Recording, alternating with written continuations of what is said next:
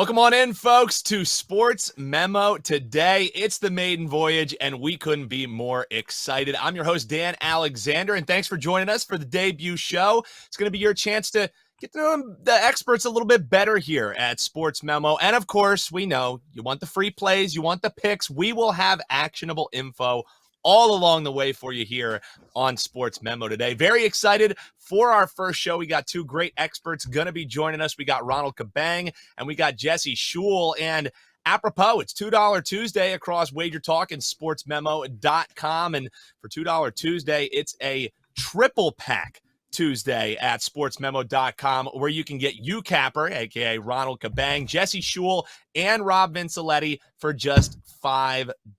So $5 get you 3 top-rated plays.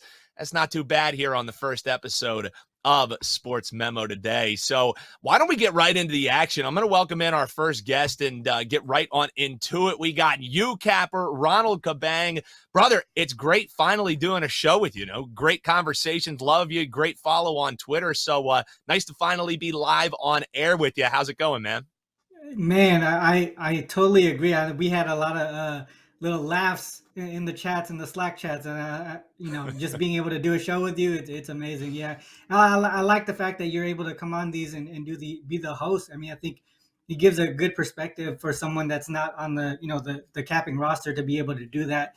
And I think it's a really good idea to have Sports Memo showcase the abilities of everyone on the roster. Absolutely. I couldn't be more excited about this new venture for the entire site, because people are going to get to know you guys a little bit more, guys and gals, as well as, get some free plays out there for the folks, which everybody always loves. So before we get to the meat, let's just talk about, I guess, the potatoes to start off. Ronald, how did you get into handicapping, and what kind of led you to cashing tickets for your clients over here at Sports Memo?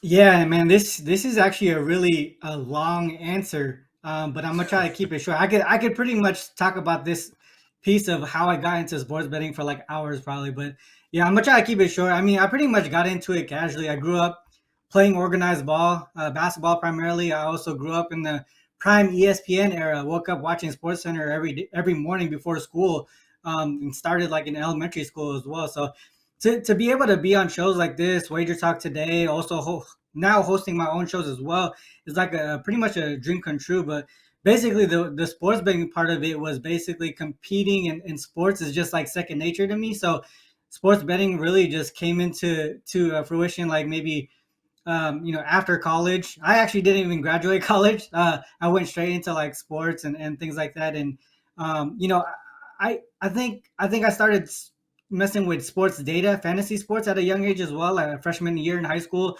I started playing against like adults in fantasy sports. I started to understand data, started messing with that for a long time, but just nowhere near the level that I am today. When I first started betting casually, it was more like $25 a game, but I think I really started to take it more seriously when I found out I was going to be a dad. And I didn't have a degree, like I said, I didn't have a high paying job at the time. So I was like, yo, I know sports. I should try to make this a thing to provide for my family so we can live comfortably. I started learning how to code, pull data. I slowly upped my unit size as I started to win a little bit more. To me, the biggest thing is really, the bigger the purpose, the harder you work. And for me, what's bigger than doing it for your family? You know what I mean? So fortunately, sports betting has put me in a position today, put where I am today, which is to be able to bet on sports full time and just talk about sports full time. And I just love, where it's gotten me. So picking winners so the family can eat. Now, that's the kind of guy I want to ride with. You can check him out at sm.buzz/RC. Brother, let's get right into it, because, you and Jesse, what we're going to get into today is what a lot of the people think of summer is that doldrum of the sports season. And these guys fly in the face of that, because we're going to talk a little NWNBA. Sorry, yeah, it's sliding with that. WNBA, Ronald. And we got the Las Vegas Aces. They're laying some lumber tonight, man. They're facing the Atlanta Dream. Vegas, 12.5 8-point favorites currently, sitting with a total of 173. So how are you attacking this one? Please don't tell me your first play on here is going to be telling us to lay lumber 12.5. How are you betting this one? Not gonna do that. I'm really gonna focus more so on the total here. Primarily in the first quarter, these two teams played each other already once so far this season. At the end of that game, at the end of the first quarter in that game, the Aces were up 23-12, but that game still went over the closing total of 167 and a half. To me, I think the Dream are going to be able to bounce back a little bit more. So, after that poor performance in the first quarter against the Aces in that first go around, the Aces really are going to be the catalyst for this to go over. They play with a lot of pace. They're also very, very efficient at home in the first quarter. They're ranked first in the league in terms of offensive rating at home in the first quarter, 120.5 points as far as offensive rating goes. They also play, when you put it into perspective, a fast pace and a high efficient offense, you always want to look towards the over, and that's where I'm going to be looking at in this one. In specific spots here in that first quarter as well for the Aces, in 12 game sample size as home favorites this season, the Aces are scoring an average of 26 points in the first quarter, allowing 23 and a half.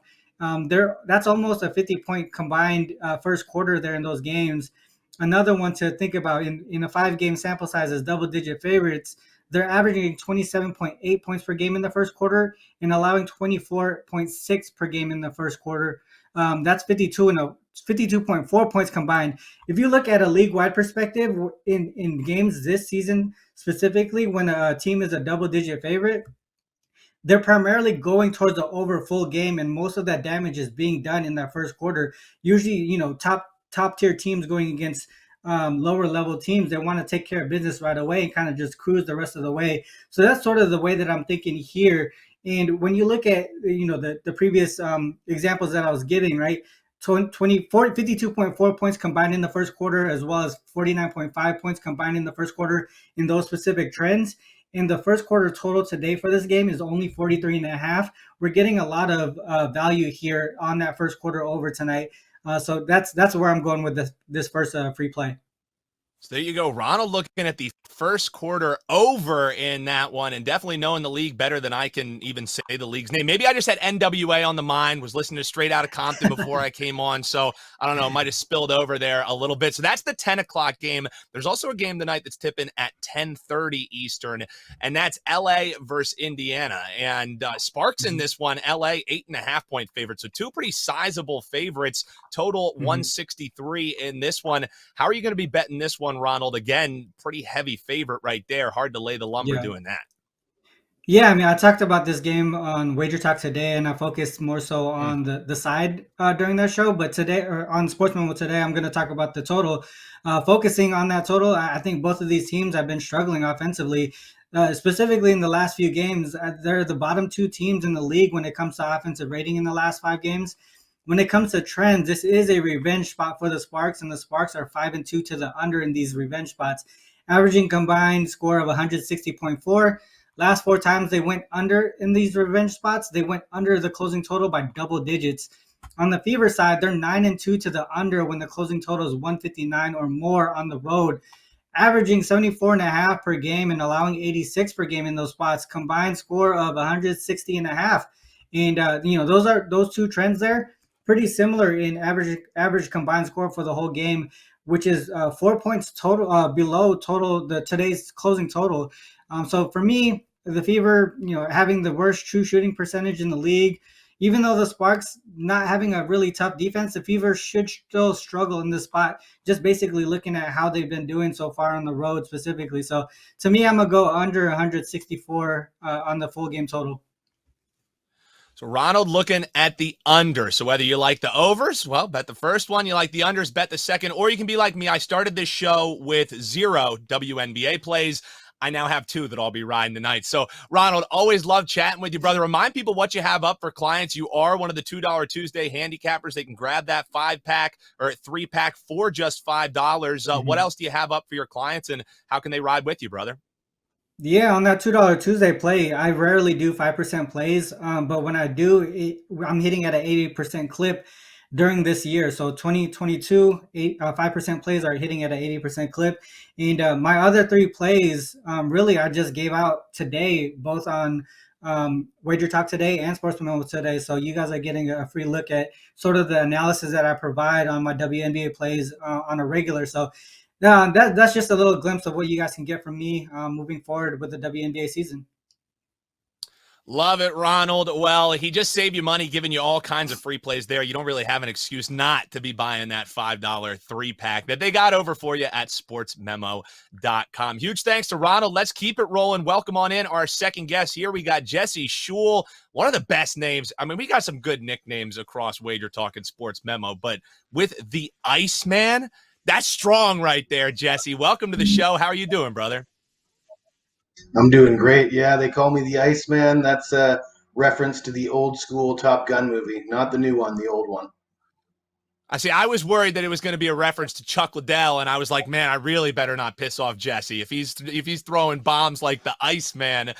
So, Jesse, one thing that I wanted to get into before we get into your free plays, and everybody loves football, whether it's Canadian football, whether it's obviously NFL right around the corner. So we're going to be talking some gridiron with Jesse here in just a little bit. But like I was saying with RC, it's kind of the doldrums of the sports calendar. Some people refer to as the summer, but for whatever reason, man, July and August is the Iceman season. Last 3 years combined, how about a staggering 269 and 179 that Jesse's dropping down? So, man, like, what do you attribute that to? Is it because you dive into some of these lower volume markets, or is it just, summer you got some extra time to dive in? Like, what do you attribute that kind of hot streak that you kind of find your stride in here in the summer?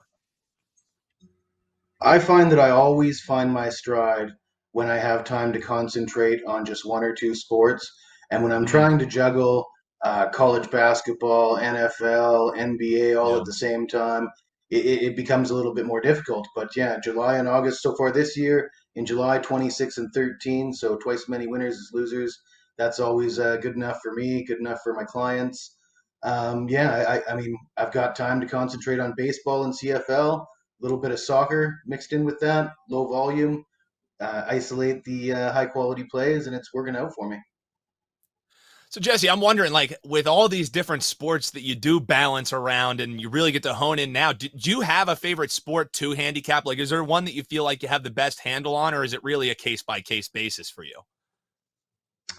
Well, when people ask me that, it's a hard question to answer.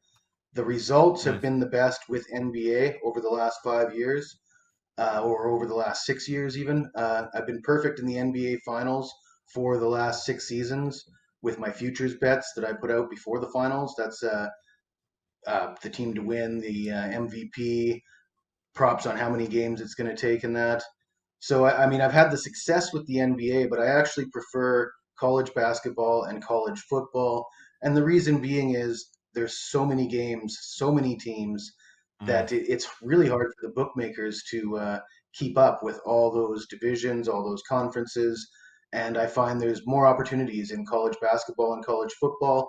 And my records over the last decade would indicate that that's been the case for me. I've done pretty well.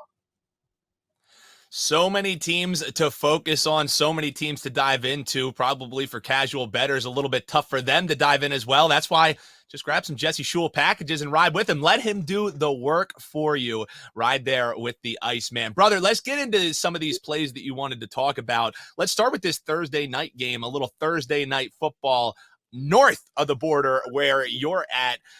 7 o'clock Eastern, we got the Montreal Alouettes. They're taking on the Ottawa Red Blacks. Alouettes are 2.5-point favorites. Look like the line is on the move in the direction of the favorite.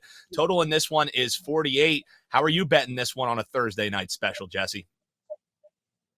Well, I'm not surprised that the line is moving, and yeah, I'm saying get in on the favorite early. These are two of the worst teams in the CFL, but I think Montreal might be a little bit better than their record indicates. The Alouettes fired their coach Kahari Jones after starting the season 1-3, but it wasn't really because of the losing record. It was more a lack of discipline. He was unable to control his players. They since lost in a blowout at Saskatchewan. That's a game that they were never expected to win in the first place. Then last week they were up by 19 points in the third quarter at home over the Edmonton Edmonton Elks. Don't want to say that word again. They're now 1-5. They blew that 19-point lead, but they only have a -2 point differential through that 1-5 start. So they aren't that bad. Ottawa, on the other hand, 0-5. They lost a close game at Hamilton last week. Might seem to suggest that they're getting better, but when you really break that game down, the only reason it was close was Hamilton turned the ball over 5 times. Ottawa's quarterback, Jeremiah Masoli, is out till September. The backup, Caleb Evans, he threw for 203 yards, a touchdown, and 2 picks last week, and that's sort of in line with his career statistics: 6 touchdowns, 12 interceptions. You're not going to win a lot of games when you throw twice as many picks as you do touchdowns. The trends sort of bear that out. Ottawa has lost 4 of their last 5 straight up against Montreal. The Alouettes are 20-8 against the spread in their last 28 road games. And Montreal has covered in 6 straight at Ottawa. I like Montreal here to get a win over the worst team in the CFL.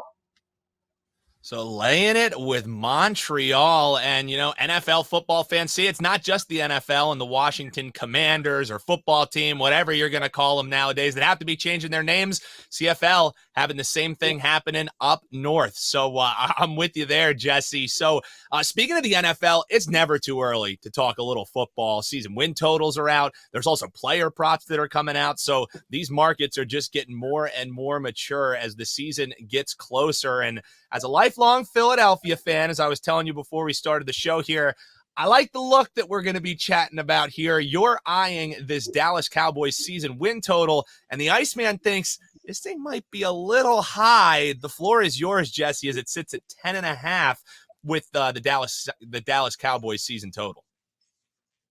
Yeah, you're definitely going to like this.